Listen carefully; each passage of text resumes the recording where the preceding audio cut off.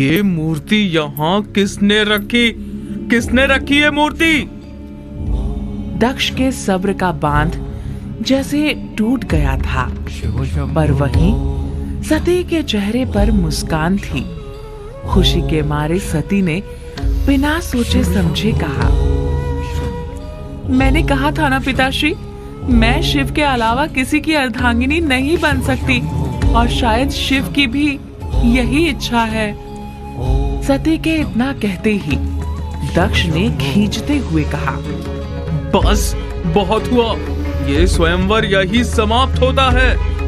सती ने मन ही मन शिव को कई बार धन्यवाद दिया। उनके मन में खुशी का कोई ठिकाना न था, परंतु अभी सबसे बड़ी दुविधा सती का इंतजार कर रही थी। दक्ष ने सबके चलते ही सती से कहा, हमने आज तक आपकी कोई बात नहीं टाली राजकुमारी, आपको सर आंखों पर बिठाया, और आज आपने हमारे सम्मान को ही क्षीण कर दिया।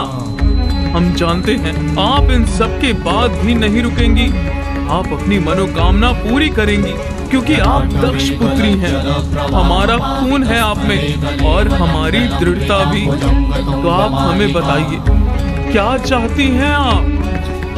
आपसे ज्यादा प्रेम हमसे आज तक किसी ने नहीं किया पिताश्री, पर जितना प्रेम आप हमसे करते हैं उससे कई ज्यादा प्रेम हम शिव से करते हैं। हम शिव के बिना नहीं रह सकते, और इसीलिए हम उन्हें पाने के लिए घोर तप करना चाहते हैं। असंभव! आपके लिए हमने सृष्टि के सर्वश्रेष्ठ युवाओं को लाकर खड़ा कर दिया, परंतु आप उस अघोरी को पाने के लिए तप करना चाहती हैं? आज आप तय कर लीजिए सती, या तो आपको शिव को चुनना होगा या तो अपने पिता को।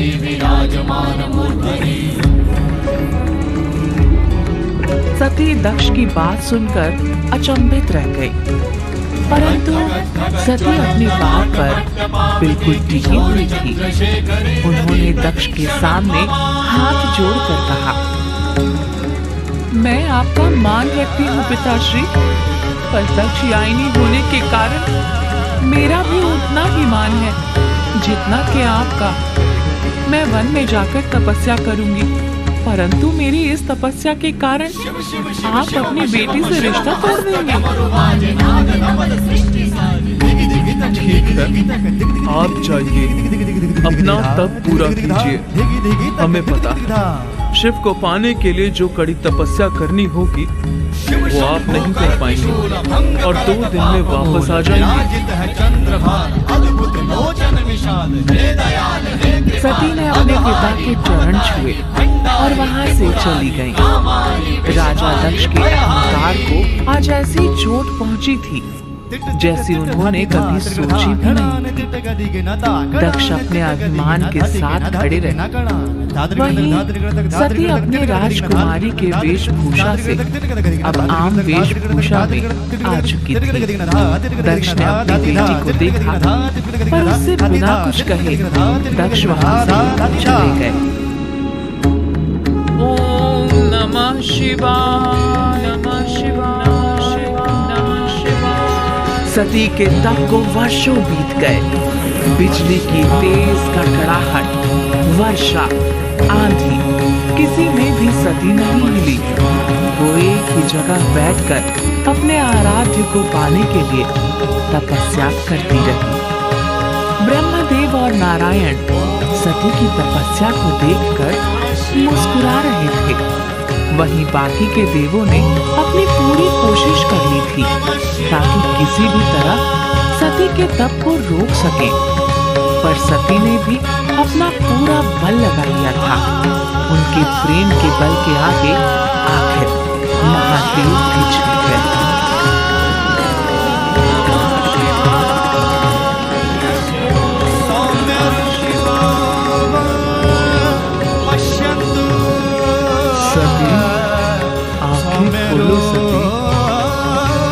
सती की आंखें खुलते ही महादेव को अपने सामने देखकर सती मौन रह गई। उनकी आंखों से अश्रु बहने लगे थे।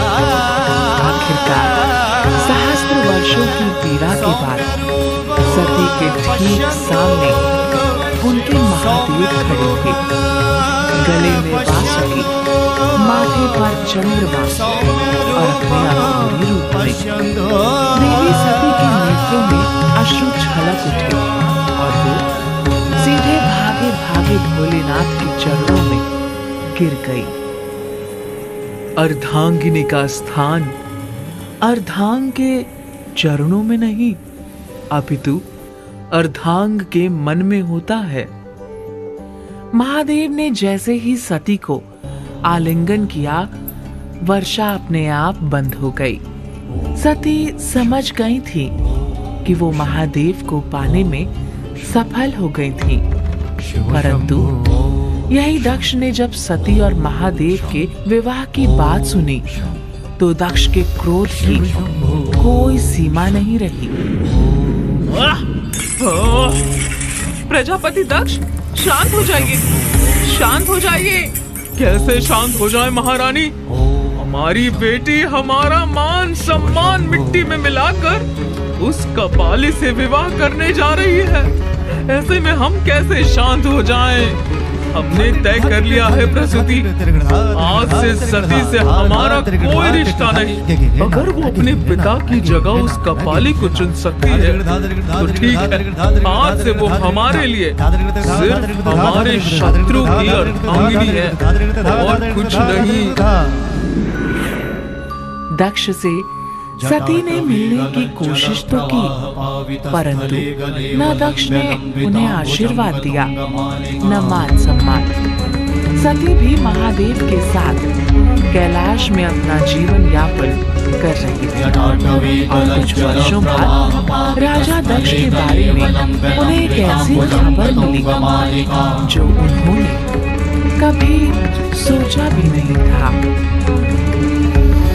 ऐसा नहीं हो सकता, पिताश्री ने इतना बड़ा यज्ञ रखा और अपनी बेटी और जमाता को ही नहीं बुलाया। नारायण नारायण।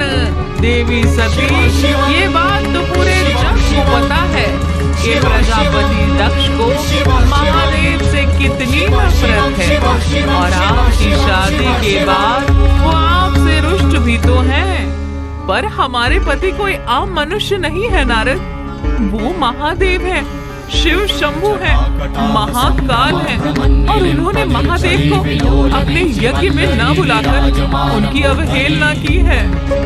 पर इसके लिए आप क्या करेंगी माता? वहाँ तो आप निमंत्रित भी नहीं है कि राजमहल जाकर आप राजा दक्ष को समझा सकें। एक बेटी को अपने मायके जाने के लिए भी निमंत्रण की आवश्यकता होगी नारद। हम इस यज्ञ में जरूर जाएंगे और पिताश्री को समझाएंगे कि हमारे महादेव सर्वश्रेष्ठ हैं। नहीं सती, हमें नहीं लगता है कि ये सही होगा। पर क्यों महादेव?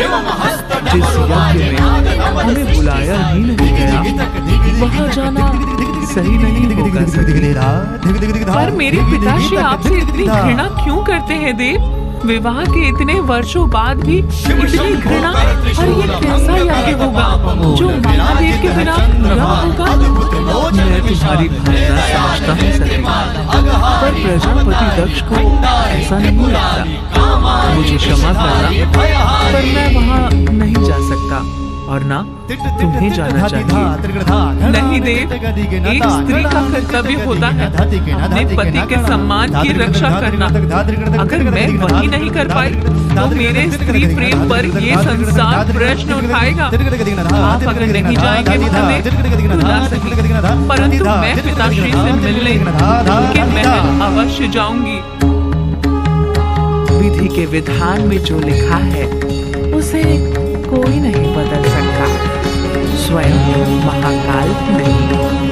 देवी सती अपने घर में कैलाश से निकलकर प्रजापति दक्ष के यज्ञशाला को पहुंच गई, परंतु उन्हें इस बात का आभास भी नहीं था कि ये घड़ी उनकी सबसे बड़ी परीक्षा होने वाली है।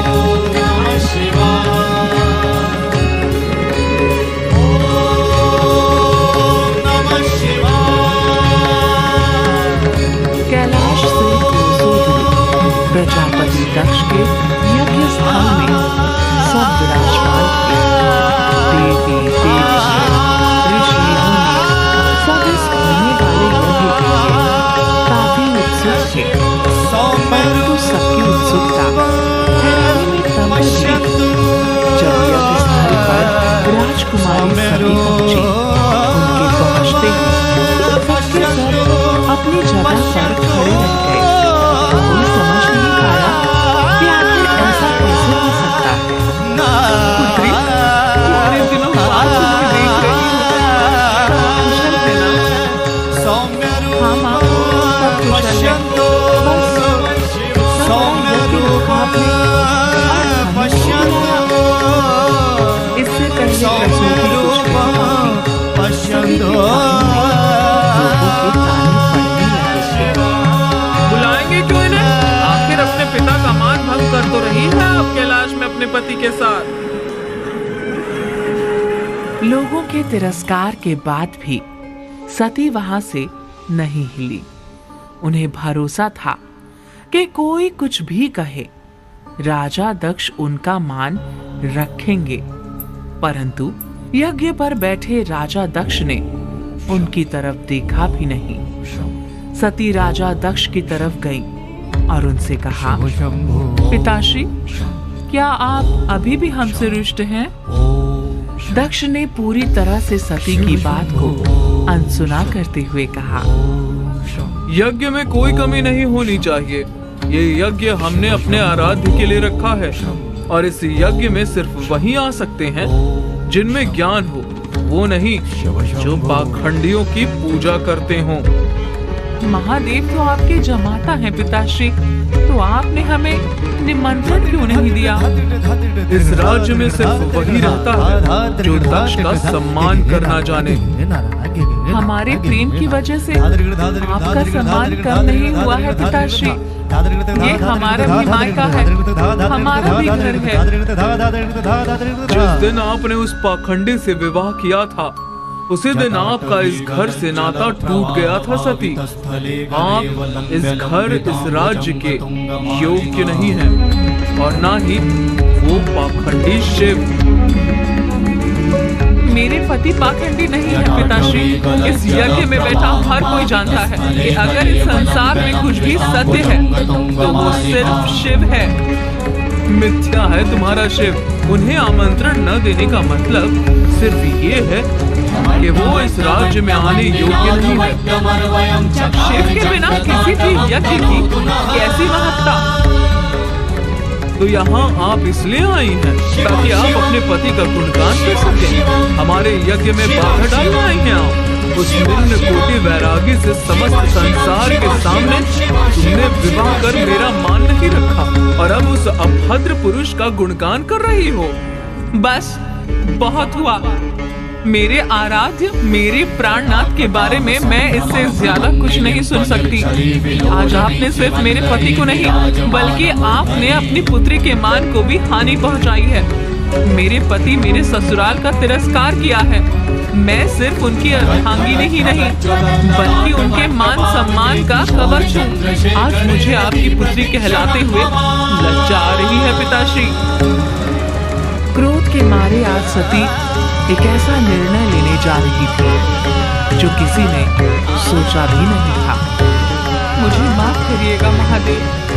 आपके कई बार कहने पर भी मैं यहाँ आ गई। मैंने आपके मान सम्मान की रक्षा करने की कोशिश की महादेव, परंतु राजा दक्ष के अहंकार ने मुझे तोड़ दिया है। मैं आपका तिरस्कार और नहीं सह सकती। घृणा आती है मुझे खुद से, क्योंकि मेरे शरीर में भी प्रजापति दक्ष का खून है। इसीलिए आज मैं दक्ष पुत्री सती इस यज्ञ अग्नि में अपने शरीर की आहुति देती हूँ। आगे क्या होगा दक्ष के यज्ञ में? सती माता के प्राणों की आहुति पर महादेव क्या करेंगे और कैसे होगा देवी पार्वती का जन्म? जानने के लिए सुनते रहिए नेक्स्ट एपिसोड।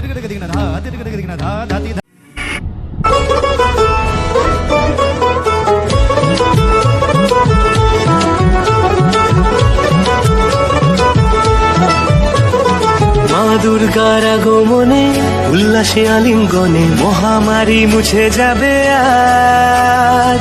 আগের পিঠে পড়লো কাঠি, পুজো হোক জমজমাটি, নতুন সাজে সেজেছে আকাশ।